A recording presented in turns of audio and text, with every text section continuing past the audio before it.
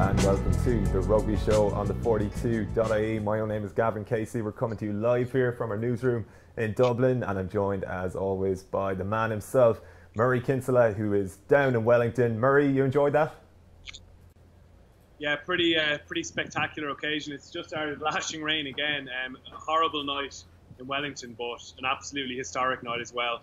Incredible win for the Lions, and we've got a series decider next weekend. It's the dream scenario. Absolutely. I suppose we need to begin with the win. It was fairly historic. I mean, that word can be banded around, probably a bit too willy-nilly sometimes, but it is a rarity that the Lions even win a test at all in New Zealand.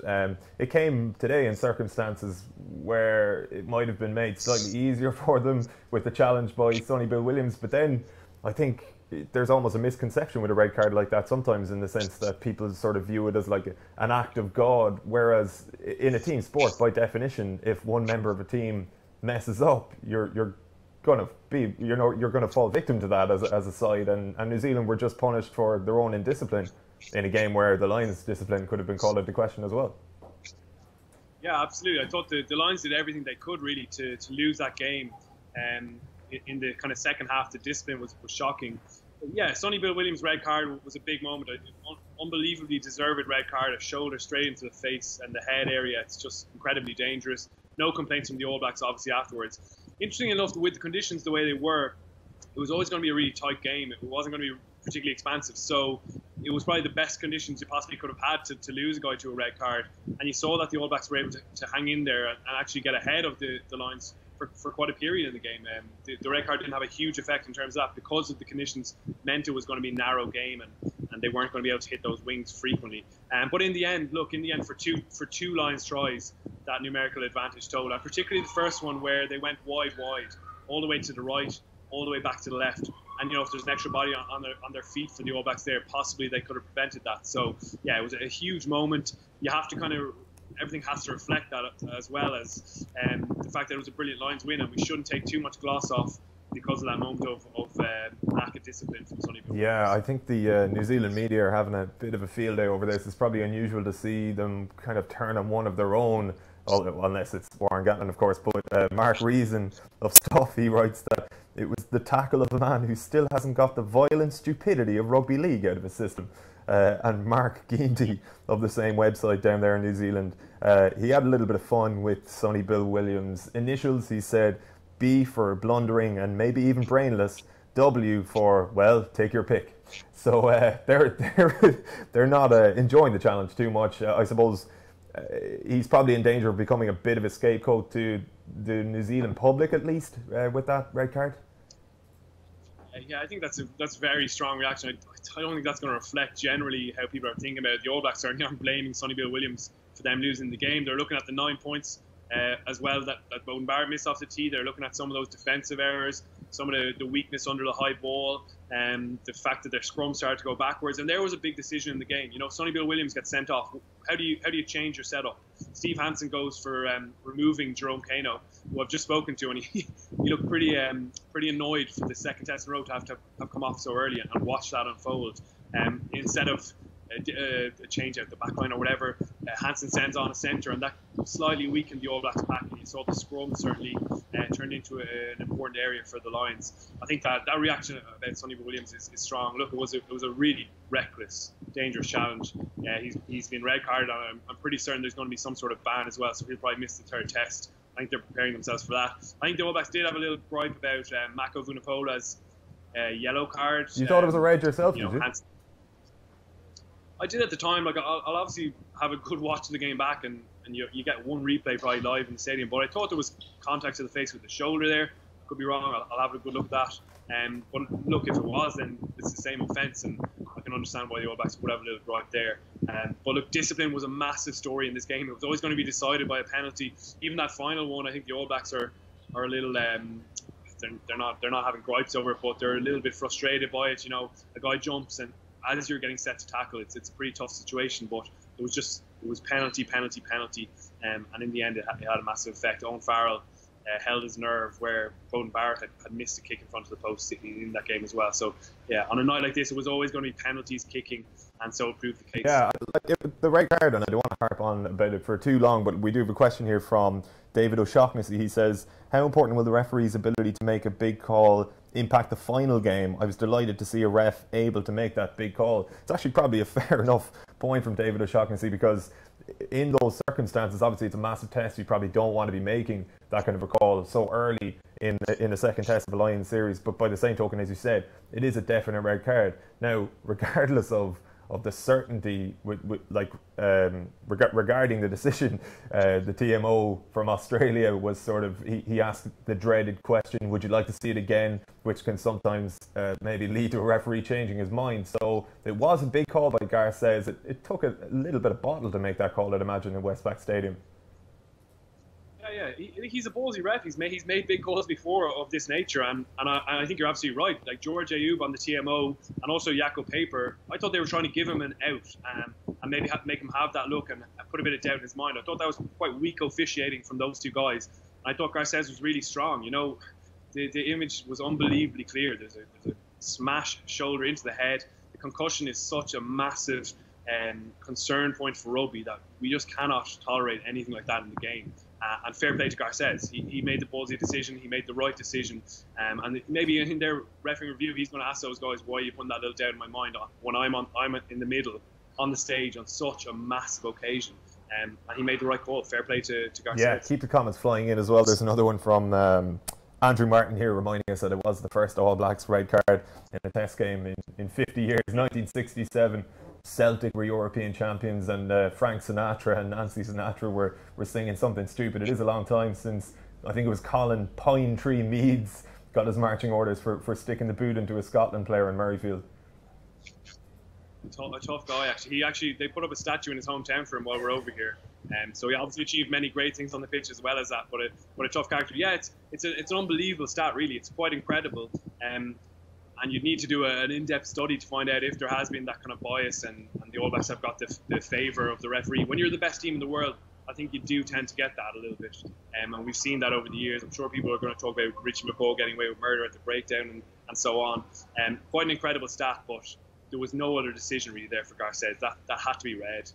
And he was strong in the moment. Really good. Yeah, referee. for sure. I think Pine Tree Meads was later voted the New Zealand Player of the Century, hence the statue. So Sonny Bill might have a way to go to reconciling himself in that way. But with regards to the Lions' own indiscipline, Murray, as you said yourself, they really kind of did their best at times to just throw it away. 18-9 down. You had Vunipola was a wrecking ball in the wrong sense, just conceding penalties for fun. Like, I think they conceded 13 in total, and the talk from the first test was, having conceded 11 to New Zealand 6, that they needed to cop on a bit, essentially. They really didn't. And I wonder, like, if you look at, we'll get to Gatland's selections in a second, but as a captain, should Sam Warburton not be gathering his players around him at some point and saying, lads, cool the jets here? Yeah, he absolutely was. You could see him pulling them in after each decision and having words. I think the Lions lacked composure after the red card. It's a big moment for both sides. You know, the All Blacks go, oh my God, we have 55 minutes to play with 14 men. The Lions also kind of, you get nervous because it's such an opportunity. You saw Jamie George miss the first line out, crooked throw. Johnny Sexton kicked the ball dead. You had guys going off their feet at rucks, just hastily trying to get that ball back. And they lacked a bit of patience. And I mean, it's interesting how these games work out. When you're working at them, you're trying to work on the go. You know, your match report is coming together as it happens. And at one stage, you're almost writing this as the Lions missing a huge opportunity. They lacked the ball. They lacked composure. And they did. They got it back in the end. If you go and look at those tries and how they scored them, really clever decision making close to the line. You saw that 10-12 axis of Sexton and Farrell for the first try with the loop. You saw Sexton slip a pass to Jamie George on the second try, and Conor Murray make a really good decision with some slight blocking maybe at the front of the ruck. Clever play. And then in the 73rd, 74th minute, you saw an incredible defensive set from the Lions. Against that same narrow attack that had broken them down repeatedly in the first test, they learned from it and they brought hits. And we're going to talk about some of those individual selection decisions in that regard. But those were big moments of composure in a test where, having conceded that many penalties, it would have been easy for them to just give up hope and kind of see out another disappointing defeat. They found that bottle. and that was really encouraging. And it was just a massive moment for the Lions as a concept, totally in general as well, because a 2-0 series heading into the third game would have been incredibly disappointing. Yeah, for sure. As you said, we'll talk about selection. Barry Cullinan in the comments, Eamon Maguire as well, calling for Jack McGrath to start the third test. There's probably a fair chance that will happen now. Yeah.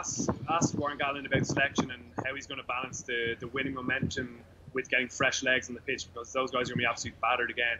But there's one, I would say, definite that's going to happen. Mako Vunipola, he just lost the head out there. Just incredible in discipline. He wasn't his usual force around the pitch. And Jack McGrath's been good. He's been effective off the bench every time he's come on this tour. He's a really solid player. He's a really disciplined player. He's clever around the breakdown. He's a little bit underrated around the pitch as well. So, I mean, you're probably not going to look at huge changes after you've beaten the All Blacks over here for the first time in Yonks. But I think that's probably one that's going to be coming. Mako probably played himself out of the team. Yeah, and in terms of the changes that Gatlin made for today's test, I guess he was vindicated really in most of them, if not all of them. Like the 10-12 axis, work the dream. Well, maybe work the dream is a little bit of an exaggeration, but certainly they picked their moments, as I think the Lions have done reasonably well across the two tests. And then you had obviously Maro Itoje, who had a fairly monumental game, barring a couple of silly penalties that he conceded himself. Yeah, I think it all worked out really well for Warren Gatland. I think a lot of people were impressed by the decision to start Sexton Farrell. He was a little bit spiky afterwards. He said, you guys, the media, you doubted that a little bit. But I think we all understood that it was going to bring an extra creative edge, and you saw it in phase play. The two 10s are just such intelligent rugby players. They read each other so well. If one of them drops into the second wave of attack, the other knows he's there, and there's always a good decision close to the gain line. And I just thought it just painted such a different picture for the All Blacks defence, pulling guys up out of the line, creating little edges. They didn't always take advantage of that, but as we've said, for the two tries, they crucially did. The old Sexton loop, it's still working. Johnny, a really nice one off Farrell in the first instance, and then you're coming back from right to left, and Farrell throws an absolute beauty of a pass out to the left so Faletau can finish. And then in the second instance, they're linking up, and even when Sexton doesn't pull that pass back to Farrell, the All Blacks are worried about that. Jamie George goes through on the front door pass for that second try, the line break, just before Conor Murray scores. So it's just asking very different questions of the All Blacks rather than Ben Teo, who's got a great offloading game, but he's more than likely going to carry into contact. I think he's still play a big role in the third test off the bench, but there's your 10-12 combo. And I think the other big contentious one was Alan Wynne-Jones starting in the second row. I called it as a mistake. I felt it was a pick on reputation over form, but as Warren Gatland said he would, Alan Wynne-Jones stepped up. You're in the second minute, and he absolutely hammers, I think it was Owen Franks, along with Vunipola. And he had a few massive moments of contact like that. A guy who was clearly hugely motivated and knew he had to vindicate his coach and back up his coach after him himself being backed to start again. So I think those contentious maybe decisions did work out in Gatland's favour. And he was a little bit smug about it afterwards. He invited more criticism from the New Zealand media. He said, the stuff you've been saying about us has actually galvanised us and it's made us more motivated. So he's happy enough to take a few more clown pictures, I think. Well, I'm interested to see what they do with poor Sonny Bill and the New Zealand Herald, actually. But I know Barry Cullinan has asked here, Jonathan Davis, he says Jonathan Davis has been outstanding, asks, has he been player of this series for the Lions? I'd nearly propose that Sean O'Brien is in that conversation now, kind of quietly enough across two tests has been a standard performer. And I was delighted for O'Brien today in the sense that he played in that 16-0 drubbing in 2012. He played in that near miss in 2013 for Ireland against the All Blacks. He misses Chicago, but he finally gets that victory over the All Blacks today with another stellar display. Yeah, I mean, you can see why the All Blacks respect him so much. He's one of the players whose name they actually know over here. They respect him greatly, and you saw how much energy he brings around contact. He was getting good shoulders on lads. He was making big carries. I think there was one breakdown penalty he would have been disappointed with, and he maybe didn't get that grip on the breakdown that he really wanted there. But he's just such a big impact player. There's always those shifts of momentum, and he's invariably the guy providing them. And he's so loud on the ref mic. I say it nearly every week at this stage, but you nearly have to take out the earphones because his kind of shrill cries are coming out so strongly. But I do think that question about Jonathan Davies is a really good one. He has been excellent again this series. A player, I'll admit, maybe before the last Lions tour, I had a few doubts about how creative he could be, how his passing game will come along, but he's just improved year on year. He always makes good decisions. He's got a big left foot for the kicking option to kind of get a bit of balance in the back line. And he's a really composed individual. He spoke really well about everything there afterwards, and he seems quite confident heading into that third test. He's been absolutely outstanding again, and I think that 10, 12, 13, as well as Conor Murray inside them, was really, really strong. Yeah, today. Of course, Murray's second try against the All Blacks within the same calendar year, within the same 12-month period as well. We mentioned Gatland at the press conference and what he was saying. What was the reaction from Steve Hansen? Certainly on Sky Sports, where we were watching it, he seemed reasonably gracious, actually, and maybe surprisingly so, bar his sort of unwillingness to accept that Sonny Bill Williams. Well, it wasn't that he didn't accept that it was a red card, but he just refused to comment either way. He just said the red card was a red card, let's move on. He wasn't certain if it had actually warranted a red card, didn't seem to care. Yeah, I mean, he spoke a little bit more about that in the press conference afterwards, and I think he was quite accepting that it was a red. He said, during the week, actually, he was talking about, let's let the referees, match officials, TMOs make decisions on the pitch, and let's not kind of bitch and moan about them afterwards. And I don't think he really did. He knew there was contact with the head there, with his shoulder, and I think he's probably expecting a bit of a suspension as well. He was gracious. Yeah, he was gracious. I mean, it's absolutely killing him inside. Gatland's got one over on him. And for all they say about having a beer afterwards, there is still a nice little rivalry there. But I think they accepted the defeat rather graciously, and they understood that when the Lions do bring that physical edge, it evens things out. I think they'll be hoping for better conditions in Eden Park next time out, definitely, because we didn't quite see their counter-attacking and their kind of handling skills really come out in that game at all. I think he'll be putting a bit more experience into that backline if he can. He was a little bit callow at times, obviously quite inexperienced with Laumapi coming on, who did actually carry the ball particularly well and probably brought about some of those penalty scenarios for the Lions. But yeah, it was a dip from the All Blacks for sure. Yeah, big time. I mean, I think it was Stuart Farmer, the statistician, tweeted that the last time the All Blacks didn't score and lost at home in the same game was going back as far as 1998 against South Africa, so it's that kind of, I think, puts into context what the Lions achieved today, albeit against 14 men. If we're looking ahead to the third test, then Murray, like we mentioned, there mightn't be too many changes, but I guess now, because the All Blacks lost today, it's almost like the impetus is on them to make changes and adapt to what the Lions are trying to do, as opposed to vice versa, as it would have been last weekend. Yeah, I don't think that's Hansen's style. I think he'll back pretty much that whole team if he can. Obviously, it was a huge blow for them losing Ben Smith, a really key leader. And you remember, like, Dane Coles isn't here. He's one of the big leaders in the group as well. And they maybe lacked a little bit of that at times, when Beauden Barrett was missing those penalties, when they were actually on top of the Lions despite having a one-man less, and even when Vunipola went off, they didn't really keep that foot on the throat like they did in the first test. So that's maybe a slight concern. But no, I don't think Hansen is going to be like changing his team massively or dropping guys for one like dip in their performance. They did lots of good things tonight. They played a lot of smart rugby and they got ahead of lines, and with a couple of those kicks having gone over the three misses, they probably would have got the job done. So I don't think he's going to be mixing things up too much. Probably a change in midfield, and that may be a concern starting Laumapi potentially in his second test, but. Yeah, I don't think either coach will have massive changes to their 15s. Yeah, I mean, apart from maybe Jack McGrath coming in, you don't really see Gatland changing it too much, at least in the starting lineup. I have a question here from Dave O'Riordan. Cheers, Dave. He asks, like, Peter Romani at least on the bench next week. I suppose it's probably the bench where we might see a few shake-ups. Yeah, it was interesting to note the use of the bench. Like, before the guys didn't get on, CJ Sander, who we expected to have a big kind of physical ball carrying impact, didn't get on, and I thought that was actually good coaching by Gatland. He let those guys who were in the middle of that kind of turmoil of giving away so many penalties, but had showed a bit of grit to get back in there. He let them stay on and finish out the game. Someone like Conor Murray, when you might have said Rhys Webb kind of had a bit of tempo. So I thought it was good coaching from Gatland in that regard. There may be changes on the bench, but again, I can see why he had CJ Sander on the bench ahead of Peter O'Mahony. He does provide a big ball carrying, kind of energetic boost.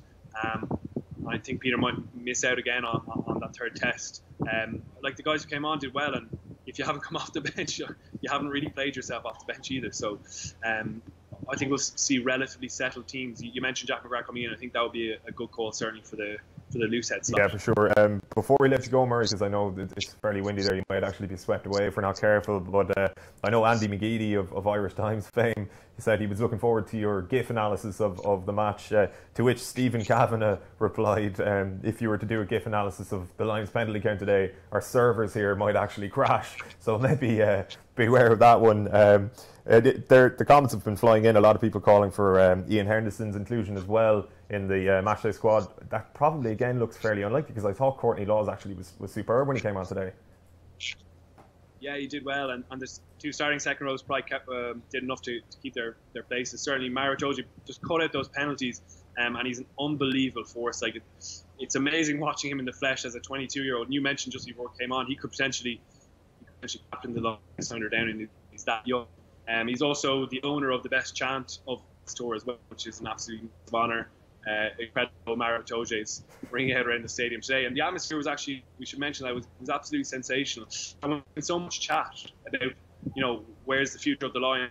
I thought the whole occasion just showed how incredibly special this is and how unique it is in rugby. Other sports don't have this. All these Scots and Irish, well, not too many Scots, Irish, Welsh, and English together in the stands.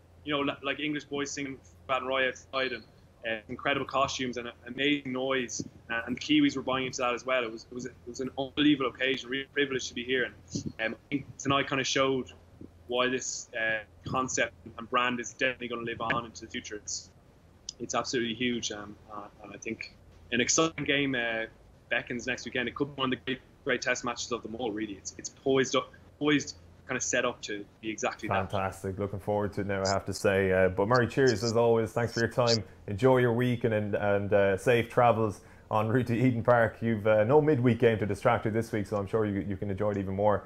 But that is all we've got time for on the Rugby Show on the 42.ie. Thanks very much for your comments, by the way, some great ones. We will be back possibly ahead of that final test, but certainly afterwards. Looking forward to it. Best of luck to the Lions and to everybody else. Thanks for joining us. Enjoy your week.